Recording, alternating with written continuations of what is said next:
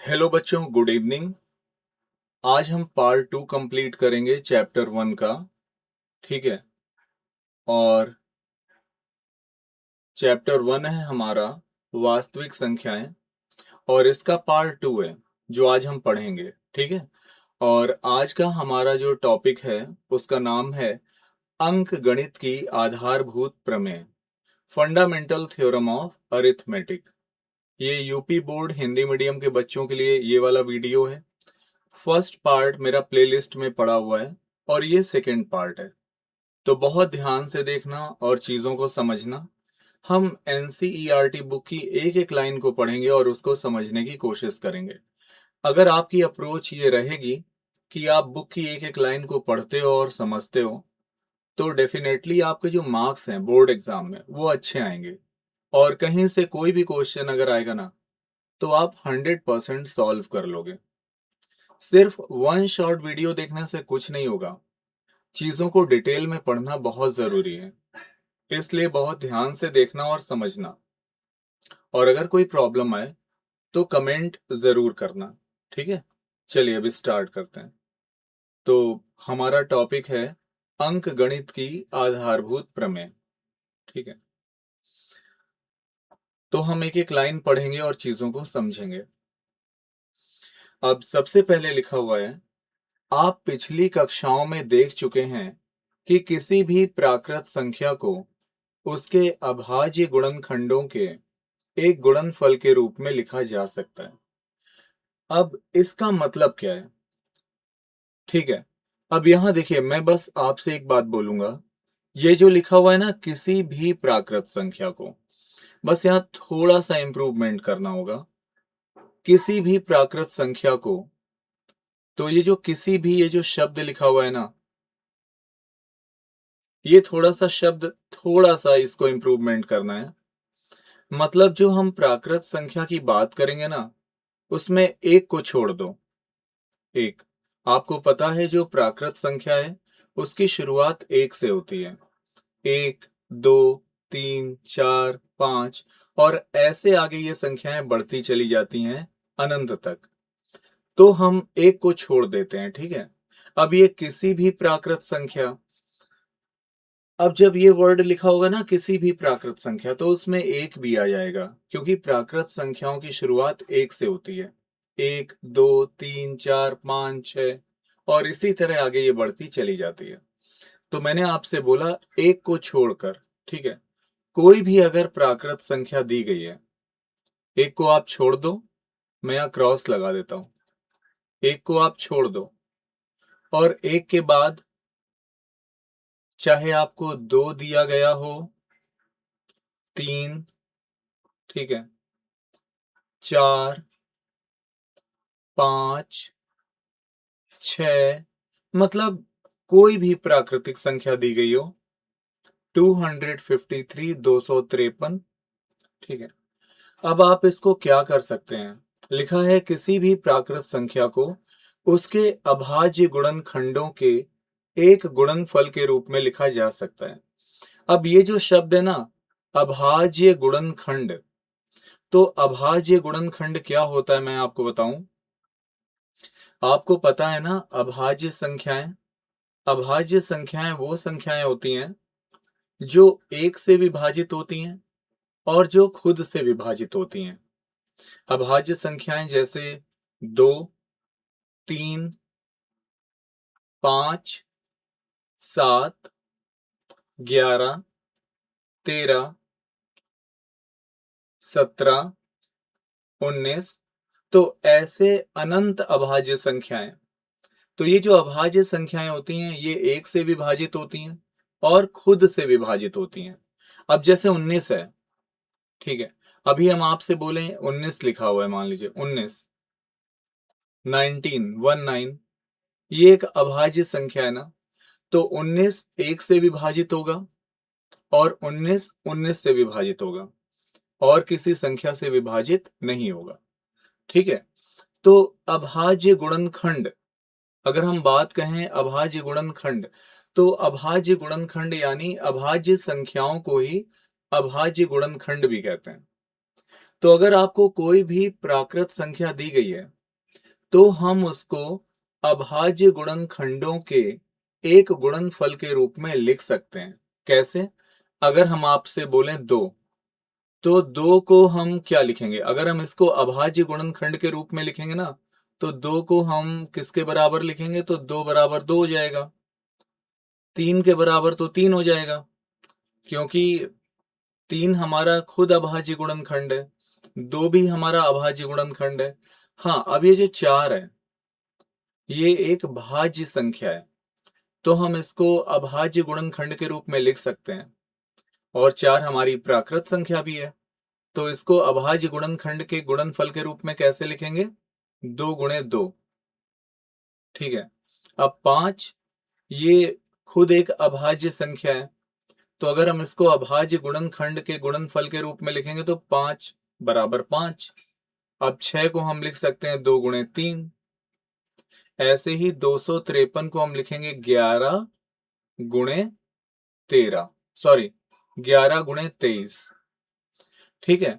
अब आप देखो, इसीलिए मैंने बोला था अब ये जो हमारा एक है ना, यानी 1, इसको हम अभाज्य गुणनखंड के गुणनफल के रूप में नहीं लिख सकते। क्यों?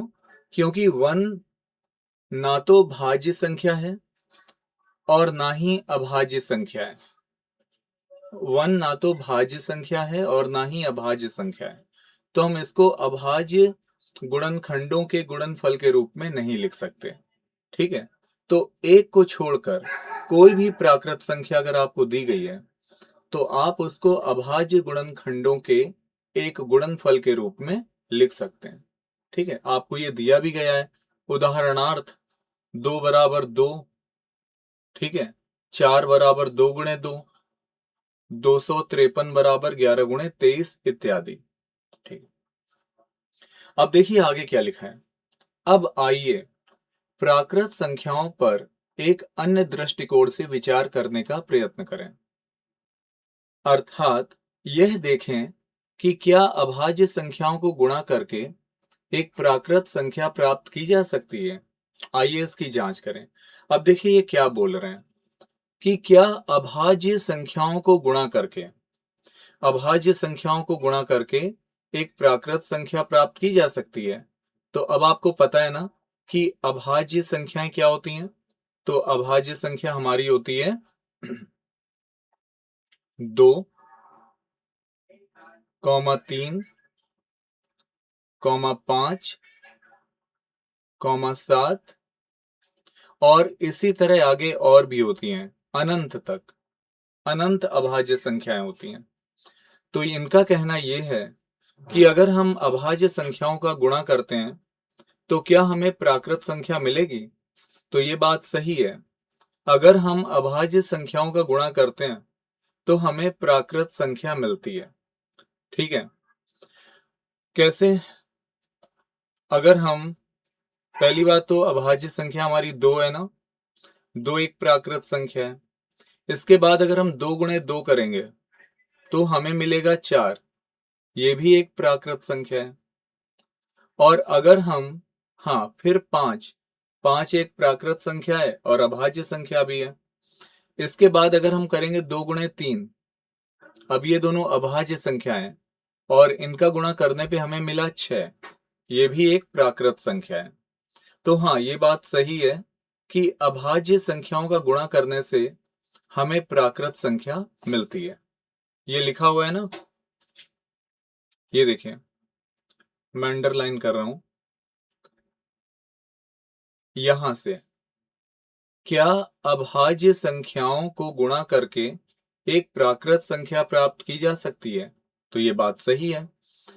अब यहां पर आगे क्या लिखा हुआ है, कुछ अभाज्य संख्याओं, मान लीजिए 2, 3, 7, 11 और 23 का कोई संग्रह लीजिए। अब आपने कलेक्शन ले लिया 2, 3, 7, 11 और 23 का, ये देखिए आपको दिया गया है। ठीक है। यहां पर 2, 3, 7, 11 और 23 का कोई संग्रह लीजिए। यदि हम इन संख्याओं में से कुछ यह सभी संख्याओं को इस प्रकार गुणा करें कि इन संख्याओं की हम जितनी बार चाहें पुनरावृत्ति कर सकते हैं। देखिए, पुनरावृत्ति का मतलब होता है दोहराना। ठीक है, तो मतलब आप इन अभाज्य संख्याओं को दोहरा भी सकते हैं। तो हम धनात्मक पूर्णांकों मतलब धनात्मक संख्याओं का एक बड़ा संग्रह बना सकते हैं, वास्तव में अपरिमित रूप से अनेक। अब मेरी बात समझना है, इसको मैं सरल भाषा में समझाता हूं। अब इन्होंने क्या किया है, ठीक है, इन्होंने ये बोला है कि हमारे पास मान लीजिए कुछ अभाज्य संख्याएं, कौन कौन सी, ये है 2, ठीक है, 2, और ये 3, 7, 11 और 23। आपके पास टोटल 5 अभाज्य संख्याएं हैं, ठीक है। अब ये करें आपको गुणा करना है इनका, तो कैसे गुणा करना है? आप इनमें से कुछ संख्याओं का भी गुणा कर सकते हैं, सभी संख्याओं का भी गुणा कर सकते हैं, और आप संख्याओं को रिपीट भी कर सकते हैं, मतलब उनकी पुनरावृत्ति कर सकते हैं, उनको दोहरा सकते हैं। तो ऐसा करते करते आपको बहुत सारी धनात्मक संख्याएं मिलेंगी, ठीक है। और वो कितनी धनात्मक संख्याएं होंगी? तो ये लिखा है अपरिमित रूप से अनेक। यहां पे देखिए लिखा हुआ है अपरिमित रूप से अनेक। अपरिमित रूप से अनेक का मतलब ये हो गया कि आपको अनंत संख्याएं मिलेंगी, ठीक है। और ये बात सही है, आप देख सकते हैं यहां जैसे लिखा हुआ है 7 गुणे 11 गुणे 23, 7 गुणे 11 गुणे 23। अभी हमने इन तीन संख्याओं का गुणा किया, ठीक है। हमने 2 और 3 को छोड़ दिया और हमने 7, 11, 23 का गुणा किया, तो हमें कितना मिला? 1771, 1771। ये एक धनात्मक पूर्णांक है और ये एक भाज्य संख्या है, ठीक है। यहां पे हमने कितनी अभाज्य संख्याओं का गुणा किया है? 3 अभाज्य संख्याओं का गुणा किया है, 7, 11 और 23 का। हमें मिला क्या है? 1771, जो एक भाज्य संख्या है। और यहां पर 2 गुणे 3 गुणे 7 गुणे 11 गुणे 23, यहां पे हमारी कितनी अभाज्य संख्या है? 5। और हमको कितना मिला? 10,626। ये भी एक भाज्य संख्या है, ठीक है। और इसके बाद आप देख सकते हो ये 2 की घात 2 है। 2 की घात 2 का मतलब होता है 2 गुणे 2, यानी आपने 2 को 2 बार रिपीट किया है। 2 गुणे 2 गुणे 3 गुणे 7 गुणे 11 गुणे 23, ठीक है। तो यहां पर टोटल कितनी अभाज्य संख्या है? 2 की घात 2 का मतलब हो गया 2 गुणे 2, तो 2 अभाज्य संख्या तो ये हो गई 2, एक ये अभाज्य संख्या हो गई 3, फिर ये 4, ये 5 और ये 6। तो 6 अभाज्य संख्याओं का आपने गुणा किया और आपको मिला 21,252, ठीक है। और ये एक भाज्य संख्या है। अभाज्य संख्याओं का गुणा करके हमें भाज्य संख्या मिल रही है ना, या हम बोले हमें एक धनात्मक पूर्णांक मिल रहा है, धनात्मक संख्या मिल रही है। फिर यहां पे हमने 3, 7, 11, 23, देखिए 3, 7, 11, 23, 4 अभाज्य संख्याओं का गुणा किया और हमें मिला 5,313। ये एक भाज्य संख्या है, ठीक है। और यहां पर 2 की घात 3 है। 2 की घात 3 का मतलब होता है 2 का 3 बार गुणा, 2 गुणे 2 गुणे 2, ठीक है। फिर ये 3 है, फिर गुणे 7 की घात 3 है, मतलब 7 गुणे 7 गुणे 7। तो टोटल कितनी अभाज्य संख्या है? तो 2 की घात 3, यानी 3 अभाज्य संख्या ये हो गई, एक अभाज्य संख्या ये हो गई, जो 3 लिखा है ना, एक अभाज्य संख्या ये हो गई, तो टोटल कितनी हो गई? 4। और 7 की घात 3 है, यानी 7 भी 3 बार आया है, तो 4 और 3 हो गया 7, टोटल हो गई 7 अभाज्य संख्याएं।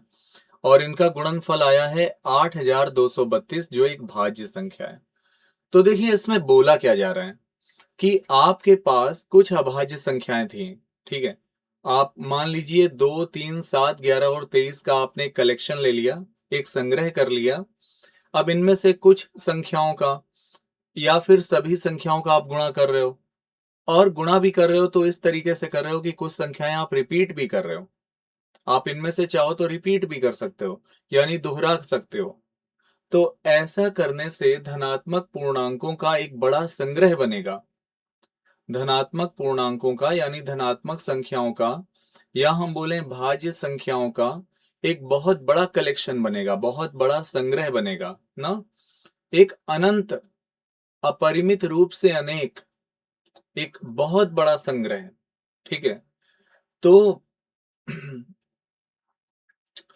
मतलब आ, उस संग्रह का साइज जो है ना, आप पता नहीं कर पाओगे जब बोल ही दिया गया है अपरिमित रूप से अनेक। ठीक है। तो बहुत बड़ा संग्रह बनेगा। तो इसमें से कुछ चीजें आपको बता दी हैं, कुछ कुछ। ठीक है। आप चाहो तो और भी कर सकते हो, ऐसे ऐसे आप बहुत कुछ कर सकते हो। अब हमारे पास नंबर तो सिर्फ इतने ही है ना। अब मान लो मैं सिर्फ ये बोल देता, देखिए, अब हम और भी बना सकते हैं। अभी हम कहते हैं 2 गुणे 3, ये लो हमें मिल गया 6। ठीक है। एक ये भी हमें धनात्मक पूर्णांक मिल गया। अब हम कहते हैं 2 गुणे 3 गुणे 7, तो 42। 2 3 6, 6 7 42। तो ऐसा आप जो है ना, बहुत बड़ा संग्रह आप बना सकते हो। ठीक है। हाँ, तो इससे हमें क्या समझ में आया? इससे हमें ये समझ में आया कि अगर हमें कुछ अभाज्य संख्याएं दी गई हैं, और अगर आपसे ये बोल दिया जाए कि आप उन अभाज्य संख्याओं को रिपीट भी कर सकते हो, आप उसकी पुनरावृत्ति कर सकते हो, आप उसको दोहरा सकते हो, और आप उन अभाज्य संख्याओं का प्रयोग करके कितने धनात्मक पूर्णांक बना सकते हो, तो आप अपरिमित रूप से अनेक धनात्मक पूर्णांक बना सकते हो। ठीक है। बहुत बड़ा धनात्मक पूर्णांकों का संग्रह बना सकते हो। ठीक है। शायद आपको ये बात अच्छी तरीके से समझ में आ गई होगी। ठीक है। अब देखिए, आते हैं आगे। अब यहां पे जैसे लिखा हुआ है, अब मान लीजिए कि आपके संग्रह में सभी संभव अभाज्य संख्याएं सम्मिलित हैं। अब सुनिएगा, इस लाइन का मतलब क्या हुआ, ये जो आपने पढ़ा है ना। अब मान लीजिए कि आपके संग्रह में, संग्रह मतलब कलेक्शन, सभी संभव अभाज्य संख्याएं सम्मिलित हैं। अच्छा, सभी संभव अभाज्य संख्याएं, इसका मतलब क्या हुआ? तो आपको पता है ना अभाज्य संख्याएं कौन कौन सी होती हैं? तो मैं यहां लिख देता हूं, सभी संभव अभाज्य संख्याएं, यानी 2 3 5 7 11 13, और इसी तरह आगे भी अनंत तक। ठीक है। अनंत तक ऐसी अभाज्य संख्याएं। ठीक है। तो जो हमसे बोला गया था पहले, क्या लिखा हुआ था? अब मान लीजिए कि आपके संग्रह में सभी संभव अभाज्य संख्याएं सम्मिलित हैं। इसका मतलब हमारे पास अनंत अभाज्य संख्याएं हैं। ठीक है। इस संग्रह की आमाप के बारे में आप क्या अनुमान लगा सकते हैं? आमाप मतलब साइज। आमाप मतलब साइज आपको बताना है। ये जो संग्रह है ना, सभी संभव अभाज्य संख्याओं का ये जो संग्रह है, आप इसके साइज के बारे में, आमाप के बारे में क्या अनुमान लगा सकते हैं? तो आप ही बताइए। ये कहां तक है? अनंत संख्याएं ना, अनंत ना, तो अनंत तक। तो इसका आमाप क्या होगा? इसका आमाप होगा अनंत तक। ठीक है। ठीक है। या आप ये भी कह सकते हैं इसको, अपरिमित रूप से अनेक। अपरिमित रूप से अनेक।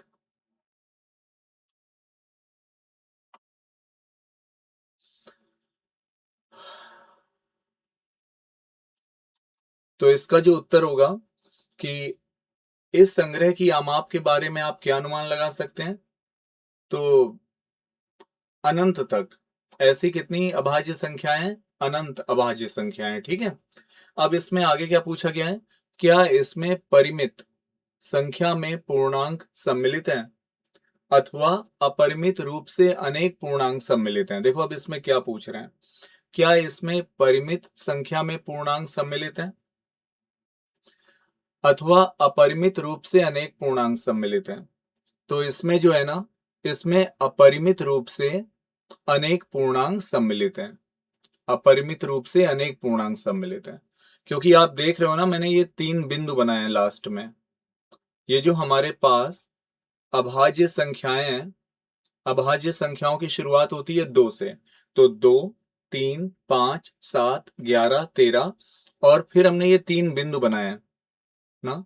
ये जो 3 बिंदु हैं ये हमें क्या बताते हैं, ये हमें बताते हैं ऐसे ही ये आगे बढ़ता जाएगा। ठीक है, ऐसे ही अभाज्य संख्याएं आगे बढ़ती जाएंगी। 13 के बाद आएगा 17, फिर 19, ऐसे ही बढ़ता जाएगा। ठीक है, तो कितने पूर्णांक हैं? अपरिमित रूप से अनेक पूर्णांक सम्मिलित हैं। ठीक है, आगे लिखा है वास्तव में अभाज्य संख्याएं अपरिमित रूप से अनेक है। देखिए इन्होंने लिखा भी है आगे, वास्तव में अभाज्य संख्याएं अपरिमित रूप से अनेक हैं। इसलिए यदि हम इन अभाज्य संख्याओं को सभी संभव प्रकारों से संयोजित करें तो हमें सभी अभाज्य संख्याओं और अभाज्य संख्याओं के सभी संभव गुणनफलों का एक अनंत संग्रह प्राप्त होगा। अब इसका मतलब समझो, हमारे पास अनंत अभाज्य संख्याएं, ठीक है, अभाज्य संख्याएं, तो क्या लिखा है, यदि हम इन अभाज्य संख्याओं को सभी संभव प्रकारों से संयोजित करें। अब इसका मतलब क्या हुआ, सभी संभव प्रकारों से संयोजित करें, मतलब देखिए मैं आपको बताता हूं। जैसे सभी संभव प्रकारों से संयोजित करें, जैसे 2, ये 2 हमारी अभाज्य संख्या है। अब मैं एक काम करता हूं, 3 लिख देता हूं, ये भी अभाज्य संख्या है। अब मैं 2 गुणे 2 लिखता हूं तो ये क्या हो जाएगा, 2 गुणे 2 4 हो जाएगा। ठीक है, अब आगे 5, ये भी अभाज्य संख्या है। फिर 2 गुणे 3, ये हो जाएगा 6। फिर 7, ये भी एक अभाज्य संख्या है। फिर 2 गुणे 2 गुणे 2, हमने क्या किया है, हमने 2 को रिपीट कर दिया है 3 बार, अभाज्य संख्या का 3 बार गुणा किया, अब हमें क्या मिल गया, 8 मिल गया। इसके बाद 3 गुणे 3, तो क्या मिल गया, 9। फिर 2 गुणे 5, कितना मिल गया, 10। तो अब आपको क्या समझ में आ रहा है जब हम ऐसा कर रहे हैं, तो लिखा है यदि हम इन अभाज्य संख्याओं को सभी संभव प्रकारों से संयोजित करें तो हमें सभी अभाज्य संख्याओं और अभाज्य संख्याओं के सभी संभव गुणनफलों का एक अनंत संग्रह प्राप्त होगा। देखिए अभाज्य संख्या आपको पता है, और अभाज्य संख्याओं के सभी संभव गुणनफल, ये जो है ना, अभाज्य संख्याओं के सभी संभव गुणनफल के सभी संभव गुणनफल, मैं एक बात बताऊं, जब आप अभाज्य संख्याओं का गुणनफल निकालते हैं ना, तो अभाज्य संख्याओं के गुणनफल से जो आपको संख्या मिलती है वो एक भाज्य संख्या होती है। भाज्य संख्या यानी कंपोजिट नंबर, जिसके 2 से ज्यादा गुणनखंड होते हैं, 2 से ज्यादा गुणनखंड होते हैं, जैसे 4, 6, 8, 9, 10, 12, 14, 15, 16, तो ये हमारी भाज्य संख्या है। तो अभाज्य संख्याओं के गुणनफल से हमें मिलती है भाज्य संख्या। तो आप देख रहे हो जब मैंने यहाँ पे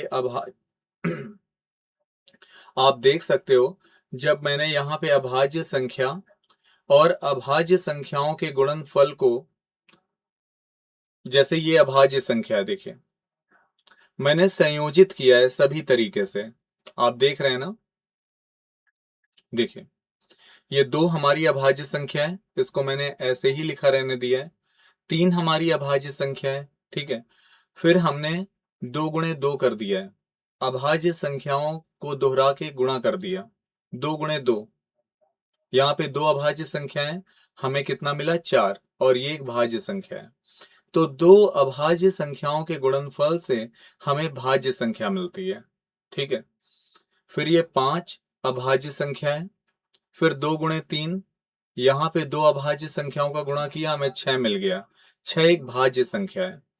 फिर 7 हमारी अभाज्य संख्या है, फिर हमने 2 गुणे 2 देख सकते हैं ना, अभाज्य संख्या का 3 बार गुणा किया और हमें 8 मिल गया, ये भाज्य संख्या है। तो अगर कम से कम दो अभाज्य संख्याओं का अगर आप गुणा करते हैं तो आपको भाज्य संख्या मिलती है, ठीक है, कम से कम 2। और फिर अगर 2 से ज्यादा भी अभाज्य संख्याएं और अगर आप उसका गुणा करते हैं तो भी आपको एक भाज्य संख्या मिलेगी। तो हमने हर संभव तरीके से अभाज्य संख्याओं को संयोजित किया, तो हमें क्या मिल रहा है? हमें मिल रही है प्राकृतिक संख्या। हमें क्या मिल रही है? प्राकृतिक संख्या, आप ये देख सकते हो। लेकिन कौन सी प्राकृत संख्या नहीं मिल रही है?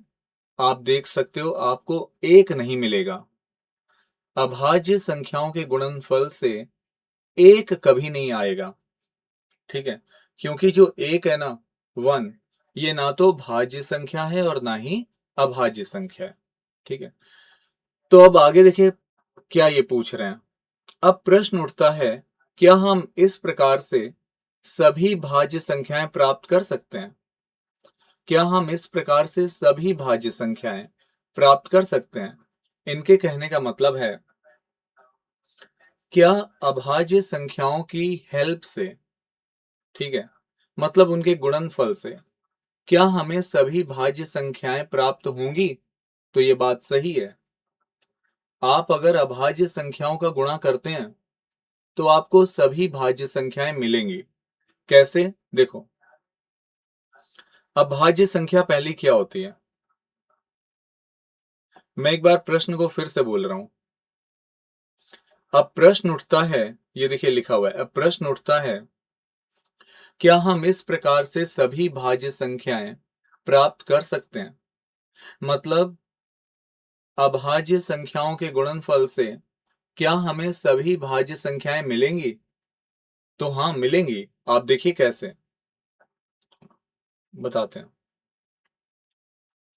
अब जैसे 4 हमारी भाज्य संख्या है, और ये कैसे मिलती है? जब हम 2 और 2 का गुणा करते हैं। ये देखिए, 2 अभाज्य संख्याओं का गुणा किया और हमें भाज्य संख्या मिल गई। 4 के बाद क्या है? 6, 2 गुणे 3। अब यहां पे ये 2 अभाज्य संख्या है, इसका गुणा करके हमें भाज्य संख्या मिल गई, कितनी? 6, ठीक है। तो जब भी आप 2 अभाज्य संख्याओं का गुणा करेंगे तो आपको भाज्य संख्या मिलेगी। तो इसका उत्तर होगा हाँ, ठीक है। आप क्या सोचते हैं? क्या आप सोचते हैं कि कोई ऐसी भाज्य संख्या हो सकती है जो अभाज्य संख्याओं की घातों का गुणनफल ना हो? घातों का गुणनफल ना हो। अब ये कह रहे हैं कि क्या कोई ऐसी भाज्य संख्या हो सकती है? क्या आप कोई ऐसी भाज्य संख्या बता सकते हो जो हमें अभाज्य संख्याओं के गुणनफल से ना मिले? जो हमें अभाज्य संख्याओं के गुणनफल से ना मिले। तो मैं आपको बता दूं, ऐसी कोई भी भाज्य संख्या नहीं है। जब भी आप अभाज्य संख्याओं का गुणनफल करेंगे तो आपको जो मिलेगा, जो भी रिजल्ट मिलेगा, वो एक भाज्य संख्या ही होगी। हमेशा याद रखिएगा, ठीक है। अभाज्य संख्याओं के गुणनफल से हमें हमेशा भाज्य संख्या ही मिलती है, ठीक है। अब अभाज्य संख्याओं के गुणनफल से क्या नहीं मिलता? तो अभाज्य संख्याओं के गुणनफल से हमें एक नहीं मिलता है, कभी एक नहीं मिलता, ठीक है। और एक जो होती है वो वैसे भी ना तो भाज्य संख्या होती है ना अभाज्य संख्या होती है, ठीक है। अब आगे आते हैं। अब देखो यहां पे लिखा है, हम एक गुणनखंड वृक्ष का प्रयोग करेंगे। गुणनखंड वृक्ष, फैक्टर ट्री, जिससे आप पूर्व परिचित हैं। आपने ये पढ़ा होगा ना, फैक्टर ट्री। क्लास 9th में पढ़ा होगा, क्लास 8th में पढ़ा होगा, कक्षा 8 में, कक्षा 9 में। आइए एक बड़ी संख्या मान लीजिए 32,760 लें और उसके गुणनखंड नीचे दर्शाए अनुसार करें। अब देखिए ये एक संख्या है 32,760, ये संख्या दी गई है ना, और इसका गुणनखंड किया गया है। ठीक है, इस संख्या का गुणनखंड किया गया। और याद रखिएगा, अभाज्य संख्याओं का प्रयोग करना है हमें। तो सबसे पहले ये आप देख रहे हैं ना 2, ये संख्या 2 से विभाजित होगी क्योंकि इकाई का अंक हमारा 0 है। और जब हम 2 का भाग देंगे 32,760 में, तो हमें मिलेगा 16,380, ये मिलेगा। अब ये जो 16,380 है, इसका इकाई का अंक 0 है। अभी ये फिर से 2 से विभाजित होगा। जब हम 2 का भाग देंगे 16,380 में, तो हमें मिलेगा 8,190। फिर से 8,190 में 2 का भाग देंगे तो हमें मिलेगा 4,095। ठीक है, अब ये जो आपका 4,095 है, इसमें 3 का भाग चला जाएगा, ये 3 से विभाजित है। आपको रूल तो पता होगा ना। 4,095 में जरा इन संख्याओं को जोड़ो, 4 प्लस 0 प्लस 9 प्लस 5, तो 4 और 9 13, 13 और 5 18, तो ये 3 से विभाजित हो जाएगा। 3 से भाग देंगे तो हमें मिलेगा 1,365। फिर 1,365 में 3 का भाग देंगे तो हमें मिलेगा 455। फिर 455 में 5 का भाग देंगे तो हमें मिलेगा 91। फिर हम 91 में 7 का भाग देंगे तो हमें मिलेगा 13। ठीक है, और आप देख सकते हैं 13 ये एक अभाज्य संख्या है। ठीक है, तो अब बस, तो यहीं पे हम इसको रोक देंगे। ठीक है, तो 32,760, 32,760 का जो हमने गुणनखंड किया ना, ये 32,760 में, एक मिनट, संख्या कितनी थी जो हमें संख्या दी गई थी? वो थी 32,760, और इसका हमने अभाज्य गुणनखंड किया। तो अभाज्य गुणनखंड किया तो हमें क्या मिला है? अब आप देखो 2 कितनी बार आया है। 2 हमारा आया है 1 2 3, 3 बार तो 2 आया है, 1 2 3, तो 3 बार तो 2 आया है। ठीक है, तो हम कैसे लिखेंगे? हम इसको लिखेंगे 2 गुणे 2 गुणे 2 गुणे, अब 3 कितनी बार आया है? तो आप देख सकते हो 3 2 बार आया है ना, 3 भी हमारा 2 बार आया है। तो यहां हम लिखेंगे 3 गुणे 3, फिर गुणे 5, गुणे 7 और गुणे 13, यहां पे फिर 3 गुणे 5 गुणे 7 और लास्ट में गुणे 13। ठीक है, तो हम इसको क्या लिख सकते हैं? इसको हम और कैसे लिख सकते हैं? अब देखिए ये 2 का गुणा 3 बार हुआ है ना, 2 गुणे 2 गुणे 2, तो हम इसे 2 की घात 3 लिख सकते हैं, गुणे 3 यानी 3 की घात 2, 3 2 बार आया है, गुणे 5 गुणे 7 गुणे 13। यानी कि अगर आप इनका आपस में गुणा करोगे ना, तो आपको मिलेगा 32,760, जो एक भाज्य संख्या है। ठीक है, ये एक भाज्य संख्या है। और अब आगे क्या लिखा हुआ है? अब देखिए यहां पर, तो आगे लिखा हुआ है, इस प्रकार हमने 32,760 को अभाज्य संख्याओं के एक गुणनफल के रूप में गुणनखंडित कर लिया है। सही बात है, ये अभाज्य संख्याएं हैं। अब आपने 32,760 का गुणनखंड किया है, तो इसमें कितनी अभाज्य संख्याएं हैं आप गिन के बताओ। तो देखें कितनी है, 1 2 3, 4, 5, 6, 7, 8। 8 अभाज्य संख्या है जिसमें 2 3 बार रिपीट हुआ है, 3 2 बार रिपीट हुआ है, 5 एक बार आया है, 7 एक बार आया है, 13 एक बार आया है ना। तो अर्थात इसको हम ऐसे भी लिख सकते हैं, हमने आपको बताया था 2 का गुणा 3 बार हुआ है ना, तो 2 की घात 3, 3 का गुणा 2 बार हुआ है, 3 की घात 2, गुणे 5 गुणे 7 गुणे 13, जो अभाज्य संख्याओं की घातों के रूप में। सही बात है। तो इसको हमने कैसे लिखा है? अभाज्य संख्याओं की घातों के रूप में। यहां लिखा हुआ है, ये देखो, जो अभाज्य संख्याओं की घातों के रूप में है। आइए एक अन्य संख्या मान लीजिए, अब एक संख्या आपको और दी गई है, ये दी गई है 1 2 3 4 5 6 7 8 9। ये कितना है? इकाई, दहाई, सैकड़ा, हजार, 10,000, लाख, 10 लाख, करोड़, 10 करोड़, 12 करोड़ 34,56,789।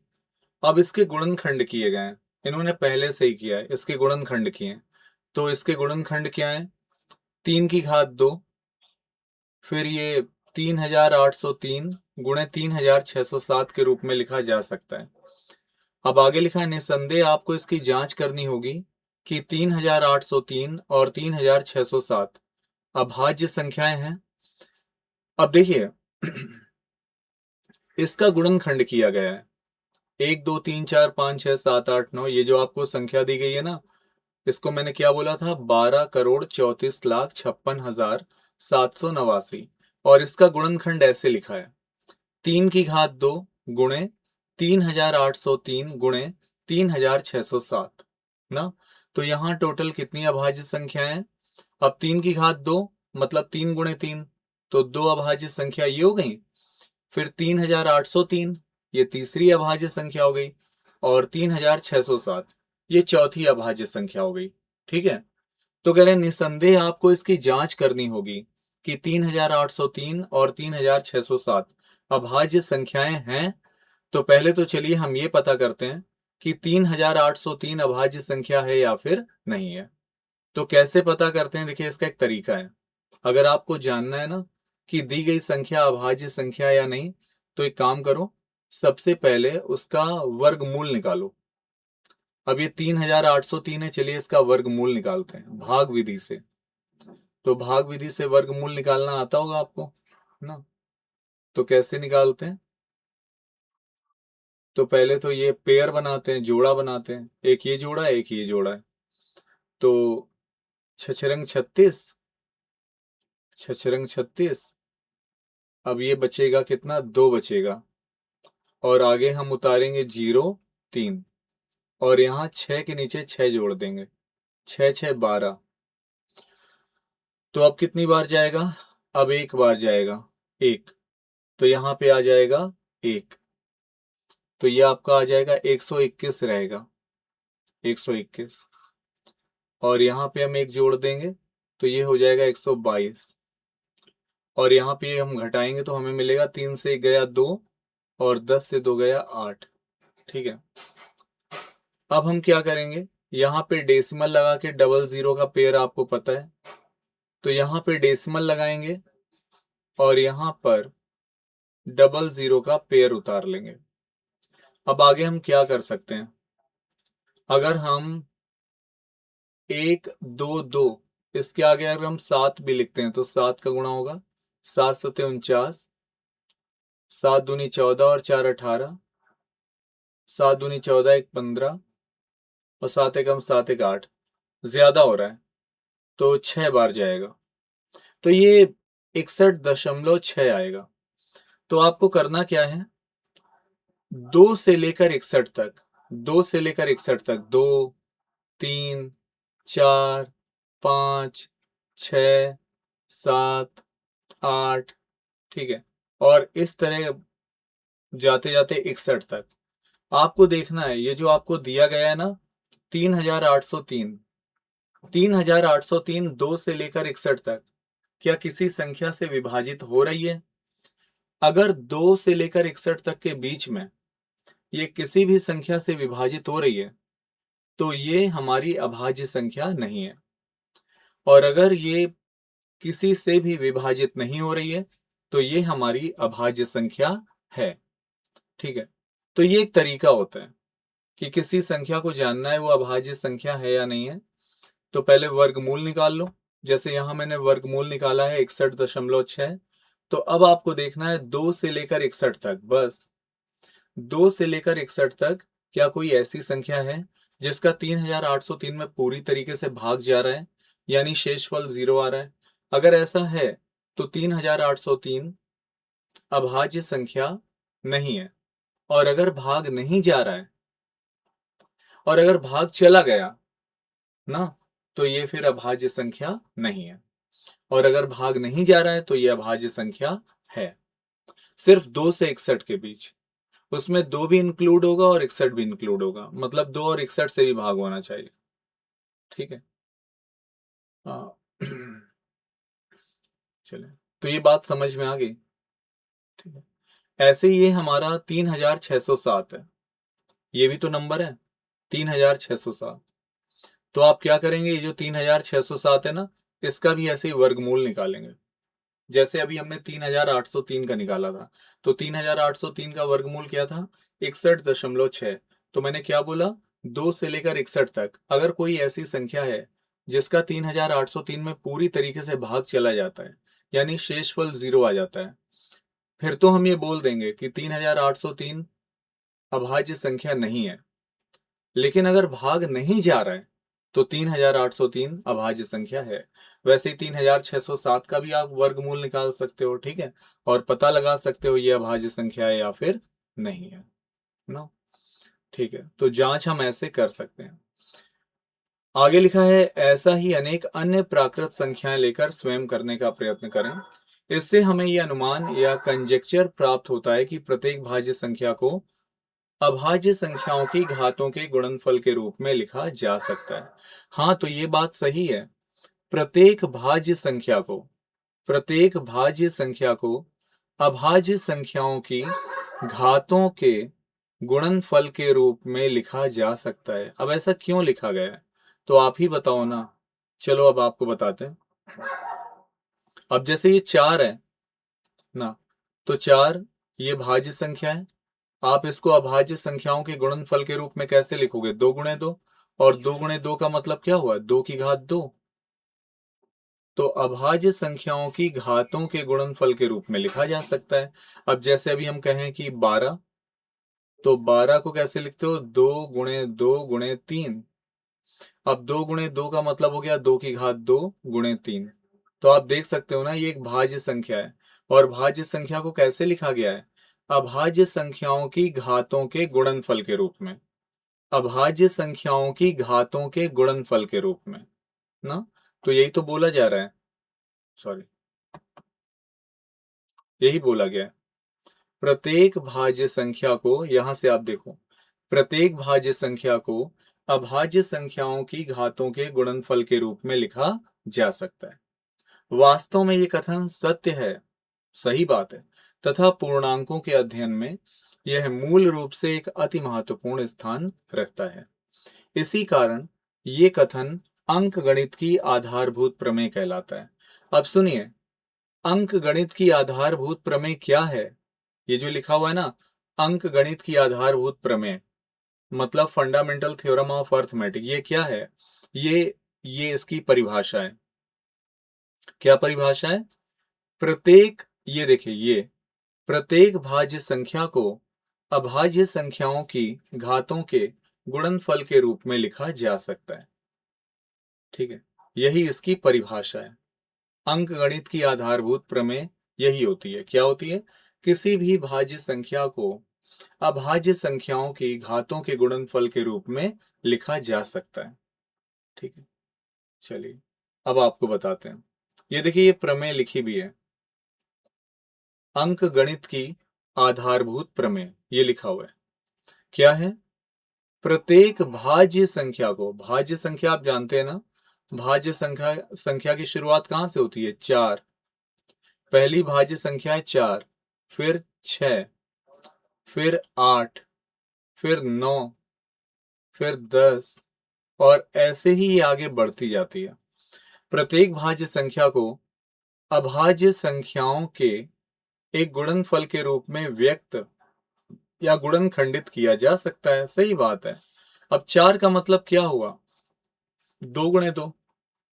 देखिए, अभाज्य संख्याओं का गुणनफल है ना, तो अभाज्य संख्याओं के गुणनफल के रूप में लिखा जा सकता है। ऐसे ही 6, 6 को आप क्या लिखोगे? 2 गुणे 3। और 2 और 3 क्या है? अभाज्य संख्या है।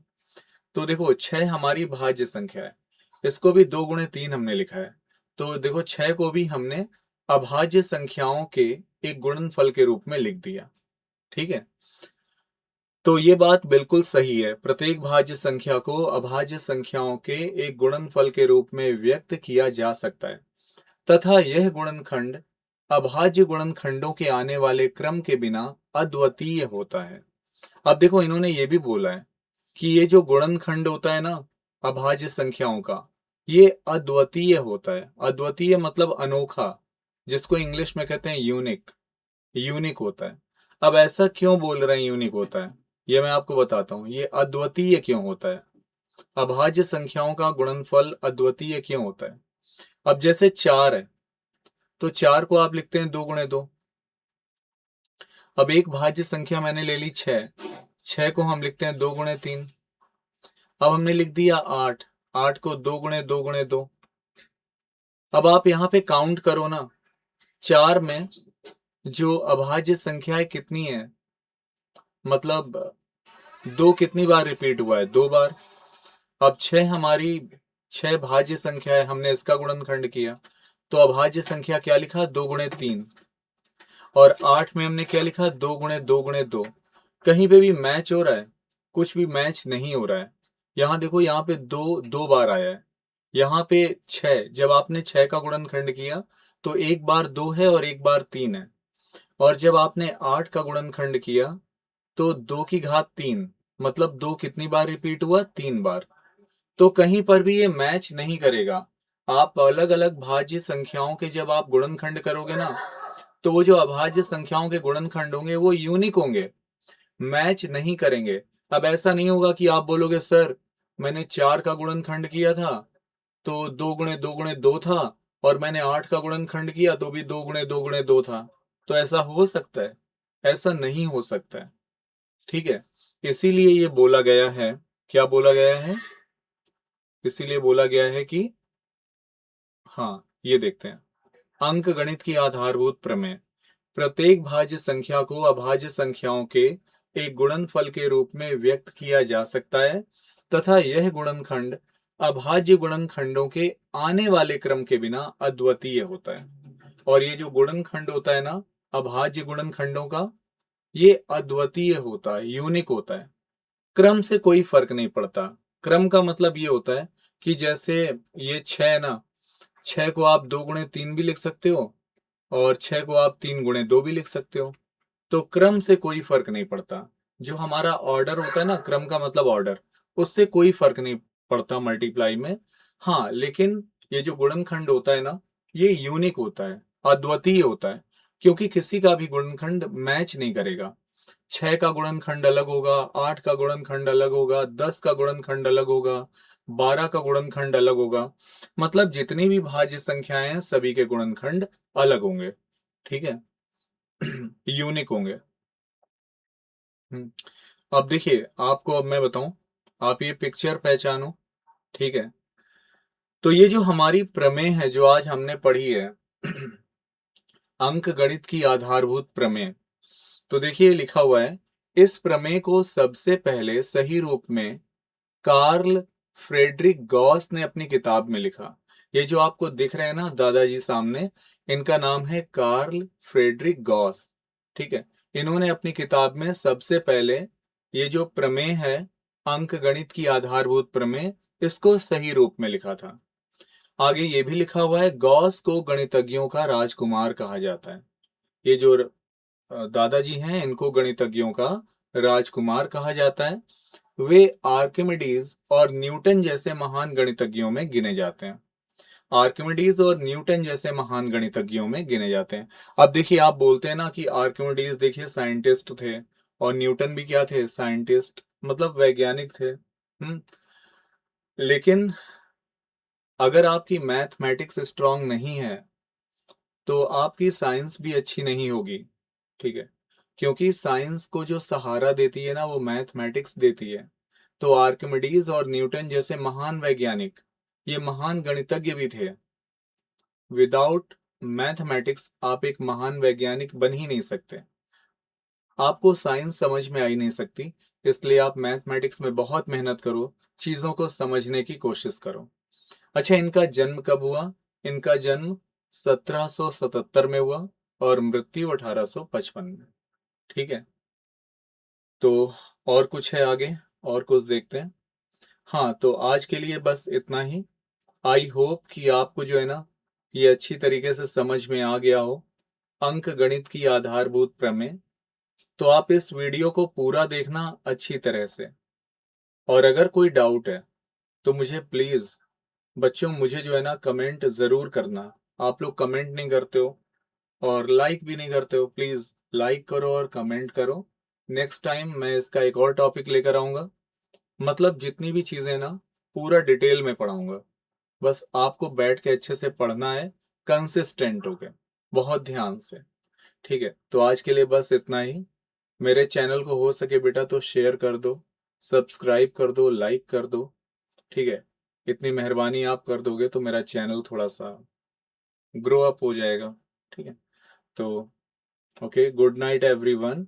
आज के लिए बस इतना ही, ठीक है।